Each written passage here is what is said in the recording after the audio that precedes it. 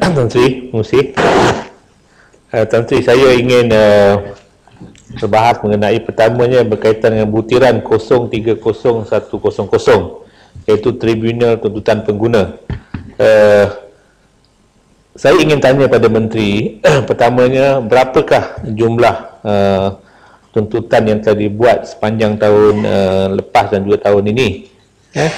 Dan kemudiannya, apakah halangan-halangan yang sering mungkin melambatkan proses tuntutan pengguna ini? Itu yang pertama. Yang keduanya, Menteri, saya ingin bertanya juga, kita tahu bahawa kerajaan telah pun mempunyai satu undang-undang berkaitan dengan Akta Pelindungan Pengguna ini, yang mana dalam akta ini mengandungi provision ataupun peruntukan berkaitan dengan Tribunal Tuntutan Pengguna ini. Cumanya, berdasarkan pengalaman, saya melihat bahawa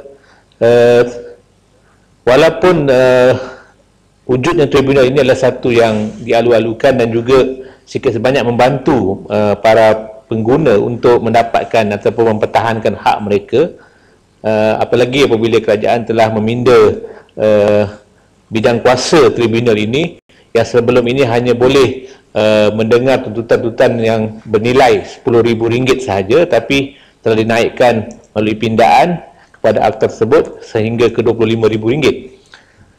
Tapi bagi saya, isu tidak berakhir di situ. Yang menjadi masalahnya adalah selepas keputusan tribunal itu dibuat, pihak-pihak yang tidak berpuas hati terpaksa pergi ke mahkamah. Pihak untuk mendapat, walaupun telah dinyatakan bahawa keputusan tribunal adalah muktamad, tapi dari segi realitinya, dari segi amalan ni adalah keputusan-keputusan yang dibuat oleh tribunal ini boleh direview dengan izin ataupun disemak semula melalui judicial review ataupun semakan kehakiman. Apabila kita pergi ke Mahkamah Tinggi untuk membuat semakan ini, timbul persoalan kos. Pertamanya, kos untuk dapatkan peguam. Bayangkan kalau tuntutan itu hanya bernilai RM2-3,000 ataupun ratusan ringgit. Tiba-tiba keputusan itu kita lihat tidak fair kepada salah seorang pihak lah. Mungkin bagi pihak yang disaman, biasanya pihak-pihak yang disaman ni pihak yang secara relatifnya adalah pihak yang lebih mempunyai kemampuan kewangan yang lebih baik daripada pihak yang membuat tuntutan itu. Selalunya pihak yang buat tuntutan ini adalah pengguna. Kalau contohnya dia buat tuntutan kepada bank, sudah tentu bank mempunyai kemampuan yang lebih besar. Mereka boleh engage lawyers untuk, kalau katakan mereka kalah di tribunal ini, untuk mereka bawa ke Mahkamah Tinggi untuk direview. Dan kalau mereka kalah lagi, mereka boleh bawa sampai Mahkamah Rayuan. Jadi isunya di sini ialah wujudnya satu unequal punya pertarungan yang tidak seimbang. Jadi saya ingin mencadangkan, dan saya harap Menteri boleh mengambil kira, kenapakah kita tidak mewujudkan satu kaedah bahawa segala tuntutan berkaitan dengan tribunal pengguna ini mesti berakhir tidak di mahkamah. Maksudnya mesti ada satu badan rayuan ke, ataupun yang kita letakkan satu peruntukan, dia mesti berakhir ke tidak pergi ke mahkamah. Sebab bila pergi mahkamah ni, saya yakin pengguna-pengguna ni tidak mampu. Pertama, untuk buat judicial review ni, dia punya kos pun agak tinggi, dan kalau kalah lagi kena bayar kos lagi.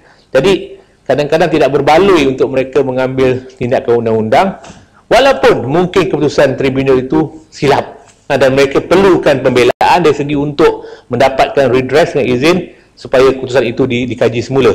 Jadi saya harap pihak kerajaan mungkin boleh fikirkan bagaimanakah dipinda undang-undang ini untuk membolehkan segala proses tuntutan tribunal pengguna ini mesti berakhir. Saya setuju mesti ada satu badan rayuan, tapi rayuan itu bukan didengar di mahkamah ataupun semakan bukan dibuat di mahkamah. Dia mesti berakhir dalam skim yang kita cadangkan itu, mesti berakhir di satu badan yang tertinggi seperti badan rayuan atau sebagainya, dan dia tidak boleh lagi terus pergi ke mahkamah. Ini cadangan pertama saya, dan saya harap Menteri dapat mengambil perhatian itu. Itu yang pertama. Yang keduanya, Menteri, saya ingin juga mendapatkan penjelasan berkaitan dengan isu butiran 070400 subsidi tepung gandum. Kita tahu bahawa berdasarkan butiran yang nyatakan ini, walaupun tahun ini kerajaan telah memperuntukkan 150 juta 150 juta untuk subsidi tepung gandum ini, tetapi pada tahun 2016 tidak ada langsung, dipotong 150 juta ini. Sudah tentu ia memberi satu kesan yang besar, saya percaya, kepada pengguna-pengguna. Dengan GST, dengan kenaikan kos barang, dan apabila subsidi ini telah ditarik balik, saya percaya harga akan mengikut pasaran dan sudah tentulah dia akan lebih tinggi daripada harga sebelum ini. Soalan yang saya ingin tanyakan kepada pihak menteri, adakah satu survey ataupun satu pendidikan telah dibuat kesan daripada penarikan subsidi yang besar ini? Saya ingin tanya, adakah kajian dibuat berapa banyakkah penggunaan tepung gandum ni oleh rakyat-rakyat yang miskin, rakyat yang mungkin biasa je lah. Saya tak ada kajian, tapi saya percaya apabila tepung gandum ini antaranya menjadi alternatif kepada beras. Bagi mereka-mereka yang mungkin tak mampu nak beli beras, mereka makan mungkin jemput saya tak tahu panggil apa, lempeng ke, dan tentu tepung gandum ini yang akan jadi dia punya bahan alternatif dia. Jadi saya ingin tanya, bagaimanakah kita kerajaan ataupun khususnya kementerian ini telah lakukan satu pendidikan bagi mengkaji kesan secara langsung kepada pengguna-pengguna akibat daripada penarikan ini. Sebab sudah tentulah dengan kenaikan yang begitu besar ke penurunan pemotongan terus, penghapusan terus daripada jumlah yang 150 juta, sudah tentu ia memberi kesan yang saya rasa tidak dapat dipertikaikan besar kepada pengguna-pengguna. Mungkin kalau pengguna-pengguna yang memang orang-orang kaya tidak ada masalah, tapi yang kita risau ia memberi kesan secara langsung kepada pengguna-pengguna yang mungkin tak ada pendapatan langsung ataupun pengguna yang pendapatan rendah. Seperti mana GST kita tahu adalah cukai penggunaan yang penduduk tak ada ataupun pengguna yang tak ada cukai, tak ada pendapatan dan pendapatan rendah, ataupun B40 ini yang menjadi golongan yang paling terkesan daripada GST. Dan sudah tentu juga penarikan subsidi ini saya percaya memberi kesan yang paling besar kepada B40 ini dan juga mereka tak ada pendapatan langsung. Jadi adakah kajian telah dibuat sebenarnya, dan apakah finding kalau ada telah dibuat? Kalau belum buat, mengapakah sebelum kajian dibuat telah pun ditarik balik subsidi ini? Itu yang kedua. Yang ketiganya, saya ingin tanya juga berkaitan dengan isu pencatutan itu. Kita telah bahas dalam parlimen ini berkaitan dengan akta pencatutan. Seringkali kita menyatakan bahawa apabila berlakunya kenaikan harga ini, kita kata kita menyalahkan mungkin penjual. Sedangkan saya percaya bahawa kenaikan harga ini sesuatu yang memang sukar nak dikawal. Sebagai contoh, apabila kita kenakan GST, kita tahu ada kesan pada inflasi. Apabila kita kenaikkan harga tol, sudah tentu secara logiknya dia akan memberi kesan kepada harga barangan. Bayangkan lori-lori yang mengangkat sayur sebagai contoh, ataupun yang lori yang membawa bekalan ini, apabila mereka dulu bayar minyak, lepas tu bayar tol dengan harga yang lebih tinggi, sudah tentu mereka akan pindahkan kos mereka itu kepada barangan yang mereka jual itu. Kalau mereka supply harga dengan sekian harga, setelah tol, sudah tentu mereka akan pindahkan. Ini logiknya begitu. Mesti ada berlakunya spill over dengan izin ke atas harga barangan. Dan kita sering menyatakan apabila begitu, kita kata, oh jangan naikkan harga. Saya rasa mana-mana orang terlibat dalam perniagaan pun sudah pasti mereka akan melakukan perkara itu. Ini perkara rasional. Mungkin bahagian serai dia kata jangan naikkan harga walaupun GST dan sebagainya. Bagi saya ini satu yang tidak dapat dielakkan, inevitable. Jadi persoalannya, kalau begitu, dan saya percaya berdasarkan akta yang telah saya kaji, akta pencatutan itu, pertamanya dia mempunyai satu definisi yang begitu lemah tentang makna pencatutan itu. Dan saya percaya, tapi saya subjek kepada pihak kerajaan, saya ingin tanya, sejauh manakah kes-kes yang melibatkan pencatutan ini telah dibawa ke mahkamah? Yang sering dibawa ke mahkamah yang saya tahu ialah tak pamerkan harga barang. Itu bukan sangat pasal penjatutan yang kita nak, sebab alasan penjatutan ini biasanya adalah menaikkan forfeiting ini adalah apabila kita mendapatkan keuntungan secara tak munasabah. Tapi timbul persoalan, apakah maksud tidak munasabah itu? Sebagai contoh tadi, naik tol, dia supply barang, dia terpaksa naikkan barangan, dan apabila dia jual kepada pihak yang penerima tu, dia pula akhirnya akan naikkan harga barang juga yang the end user, kita semua end user, pengguna, ini yang akan menerima kesannya. Tetapi saya percaya susah untuk kerajaan nak, atau pihak penguatkuasa undang-undang ni untuk nak mengambil tindakan dalam kes seperti itu. Tak logiknya mereka terpaksa naikkan harga, kecuali mereka tidak tanggung apa-apa kos. Dan saya tak yakin mereka akan sanggup absorb kos tol itu, sebab mereka bukan menggunakan tol sehari saja, mereka gunakan hari-hari. Jadi inilah timbulnya persoalan. Kita mungkin ada akta pencatutan, kita mungkin ada akta-akta yang kita buat tujuannya untuk melindungi pengguna, tapi hakikatnya akta-akta itu sendiri tidak membantu kita. Sebab dinamik perniagaan ini sebegitu rupa menyebabkan kita, walaupun ada akta, tidak mungkin dapat menolong mereka-mereka atau pengguna yang kenaikan harga barang ini. Jadi saya ingin tanya kerajaan, apa yang dalam keadaan begini, apa yang kerajaan boleh buat? Kalau kita tak benar orang naik harga, orang akan naikkan juga harga. Kecuali mereka kata kalau tak naik harga, kami akan berhentikan supply. Kami berhentikan supply. Bila berhentikan supply, kekurangan barangan di pasaran. Tengok belakang. Okey, sorry. Ya, terima kasih, Spang. Silakan. Ya. Terima kasih, Tan Sri. Saya nak tanya Spang lah kan. Saya tak boleh biarkan Spang petang-petang ni merepek-repek. Biar lama-lama merepek-repek, kesian ke orang kan. Spang kan. Spang ni kalau apa-apa pun satu jawat naik pun dia sebabkan GST kan. Jadi GST ni hanya satu alasan jahat saja sebenarnya. Kenapa pula mesti GST naik harga dan naik tol terus kena naik harga? Adakah kalau tol turun ni turun harga, atau ada GST turun harga? Spang kena hati-hati lah cakap macam ni. Apa pendapat Spang? Petang-petang ni berhati-hati sikit cakap. Okey. Terima kasih kepada Bagan Serai yang merepek tadi.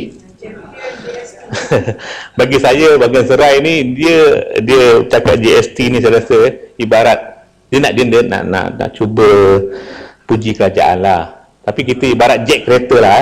Kalau nak jet kereta, nak tanggalkan tayar tu, jangan jet banyak sangat. Kalau jet sikit cukup tayar keluar. Jangan jet sampai kereta terbalik pun susah. Jadi bagi saya, pujian-pujian ke atas Bagan Serai ni, ke atas kerajaan dalam GST ni, dia dah menyebabkan terbalik pula kereta tu ibaratnya. Bagi saya, Bagan Serai ini logik. Kalau Bagan Serai, saya nak beri contoh lah, bawa katakan berniaga sayur, naik kereta, beli minyak harga naik, lepas tu pula lalu tol naik, tiba-tiba Bagan Serai kata tak apa, saya tetap tak akan naikkan harga. Kalau Bagan Serai boleh menjadi penjual macam itu, saya memang tabik lah. Tapi percayalah, berniaga macam itu, kalau seminggu berniaga, seminggu tu je berniaga, lepas tu tutup. Sebab logiknya dia orang akan naikkan harga, tak boleh nak marah dia. Sebab tu saya kata di Bagan Serai ni, sebenarnya dia kata saya merepek, dengan dia membuat merepek lagi teruk. Jadi tak apalah, itulah Bagan Serai yang kita tahu. Jadi saya rasa isu kenaikan harga ini satu isu yang susah nak dikontrol melalui akta-akta ni. Sebab tu saya tanya, kalau contoh dalam kes yang melalui tol tadi, saya tanya berapa banyak kes-kes begitu, apabila naikkan harga kerajaan dakwa di mahkamah. Sebab nak dakwa di mahkamah ni bukan senang. Tak, you nak tunjukkan kat mana dia buat akta tu adalah akta forfeiting, buat untung. Masalah ini dia bukan nak buat untung, dia nak survive. Sebab kalau dia berniaga, pertama orang berniaga memang nak jadi untung, tapi kat situ dia kata untung yang tak munasabah. Persoalannya, untung tak munasabah tu adalah subjektif. Dia bukan bagi orang A tak munasabah, bagi orang B munasabah. Jadi inilah realiti yang berlaku. Jadi saya harap kerajaan dalam isu kenaikan harga barang ini, kita juga sepatutnya memikirkan bagaimanakah dapat mengurang-urangkan mencari jalan supaya bagaimana faktor-faktor yang boleh menaikkan harga barang itu dapat dikawal. Sebab itulah kalau kita kaji, saya percaya ada kaitan dengan segala transaksi lain berkaitan harga barang ini. Sebab itu kalau sekiranya Pegang Serai lagi. Okey, silakan. Terima kasih Spang. Saya tak sanggup nak biarkan Spang terus mengelirukan rakyat, bagi rakyat terkeliru dengan merepek dia ni. Spang, saya nak tanya Spang, orang yang meniaga ni, dia ada untung. Dia ada untung. Dan bila kata GST ataupun naik tol lah, adakah dia rugi? Adakah dia terus rugi? Itu soalannya. Kebanyakan peniaga-peniaga ni, jangan tipulah. Jangan tipulah. Peniaga dengan sikap yang mesti betul. Sebab kalau untuk kepentingan rakyat, kalau dia ada, saya nak kata Tan Sri ada otak lah, ada peri kemanusiaan, dia dah untung. Katakan dia untung banyak ni. Sekarang dengan GST dia untung banyak ni. Dia bukan rugi. Jadi tidak ada sebab yang dia nak naikkan harga itu. Ini semua gara-gara Spang mengelirukan orang. Makin lawak lah kawan saya. Tak apalah.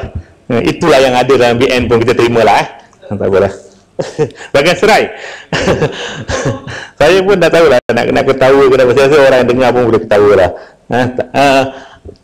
Saya dah jelaskan tadi Bagan Serai. Kalau orang tu dia faktor-faktor kenaikan barang yang dia naikkan harga itu satu faktor yang dulu di luar kawalan dia. Saya rasa tak ada mana-mana peniaga pun kalau dia bertanggungjawab, dia tidak akan suka naik harga suka-suka. Tapi alam keadaan tertentu dia tidak ada mempunyai pilihan. Kalau mereka ada pilihan, mereka contoh memanglah kalau ikut BN punya, kalau dulu dia kata contohnya bila kita kata harga minyak naik, jangan naik kereta, naik basikal. Bayangkan kalau kita guna logik itu, orang yang bawa lori nak hantar barang daripada Kedah ke Kuala Lumpur, kalau guna logik itu harga barang naik, dia hantar naik basikal. Kalau ikut logik daripada Bagan Serai macam itulah, jangan guna lori, guna basikal. Kalau hari itu masih gudang pun marah apabila ada setengah-setengah pemimpin kerajaan mengatakan bahawa kalau tol naik, kita gunakan jalan yang tak betul. Persoalannya, ini bukan persoalan untuk kita menjawab isu kenaikan harga ini. Maknanya, saya percaya kalau kita kaji pula sudah tentulah dia ada kaitan dengan daripada awal lagi, macam mana boleh harga tol boleh naik sesuka hati. Antara sebab agreement antara pihak konsesi dengan kerajaan yang memihak kepada pemegang konsesi, yang mereka sentiasa uzung. Sebagai contoh, saya beri contoh 2014 apabila kerajaan tak naikkan tol kepada syarikat konsesi. Sebagai contoh kita lihat lebuh raya Damansara Puchong Litra. Apabila tak naikkan tol, mereka untung juga. Sebab apa? Sebab kerajaan bayar lebih kurang 89 juta kepada Litra. Tak naik tol pun untung, naik tol pun untung. Jadi perjanjian itu sendiri adalah perjanjian yang memang daripada awal lagi tidak memihak pada rakyat, dia memihak kepada pemegang konsesi. Jadi sebab itulah bagi kita nak selesaikan masalah kalau naikkan tol itu, antaranya kita selesaikan masalah dari segi perswastaan tol itu sendiri. Sebab itu kalau kita tak selesaikan masalah pokok itu, masalah-masalah yang cabang ini pasti akan berlaku. Sebab itulah bagi saya memang susah. Saya akui memang susah untuk kita membuat satu enforcement berkaitan dengan kenaikan harga barang ini. Sebab dia satu isu yang kait-mengait antara satu sama lain. Jadi, tapi bagaimanapun saya mintalah kerajaan mungkin bagi jawapan macam manakah cara ataupun kaedah yang terbaik untuk menyelesaikan perkara itu. Yang terakhir, Tan Sri, saya ingin bertanyakan berkaitan dengan kempen kementerian 070600. Saya tak jelas apakah kempen kementerian itu. Cumanya saya ingin kaitkan supaya pihak kementerian dapat memikirkan bagaimanakah untuk mewujudkan kesedaran berkaitan dengan akta-akta yang digubal oleh kerajaan ini untuk melindungi pengguna. Saya nak beri contoh kesedaran ini. Kita tahu dalam antara akta yang digubal dalam parlimen ini ialah Akta Hire Purchase Act, akta sewa jual beli. Tapi ramai daripada kita mungkin ahli parlimen yang tahu bahawa kalau sekiranya akta itu dilanggar, dia adalah satu perbuatan jenayah. Selalunya apabila bank saman kepada pihak pengguna ini, pihak yang meminjam ini, kita hanya boleh cabar perjanjian ini tak sah sebab melanggar akta. Seksyen 4, Seksyen 4B, 4C, ini semua seksyen-seksyen yang melindungi pengguna. Saya tahu sangat sebab saya banyak buat kes hire purchase ini, mewakili pengguna-pengguna. Tapi dalam akta itu sendiri sebenarnya memperuntukkan antara lain, kalau sekiranya pihak bank langgar, sebagai contoh, buat perjanjian suruh orang isi borang kosong, perjanjian incomplete agreement.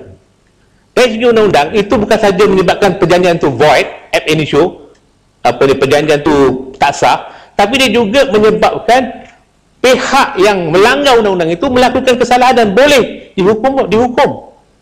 Boleh diambil tindakan, dihukum. Ada penal consequences dengan izin. Kesan daripada jenayah itu. Tapi saya tanya dengan menteri, berapa ramai orang yang sedar benda ni? Berapa banyak dah pihak-pihak bank ke ataupun pihak dealer ini yang langgar perjanjian ini, dia ambil tindakan. Saya percaya tak ada. Saya yakin tak ada. Sebab setakat yang saya dah buat kes saya pecah ni, tak pernah ada pun pihak-pihak ni dia ambil tindakan.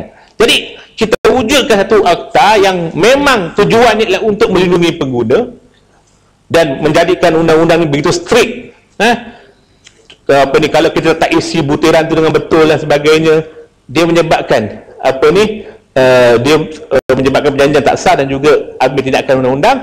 Tapi kesedaran menteri, kesedaran rakyat terhadap peruntukan itu, tentang kewujudan dipanggil protection itu ataupun kewujudan remedy yang dibangkit, yang dimuatkan dalam akta itu tidak diketahui.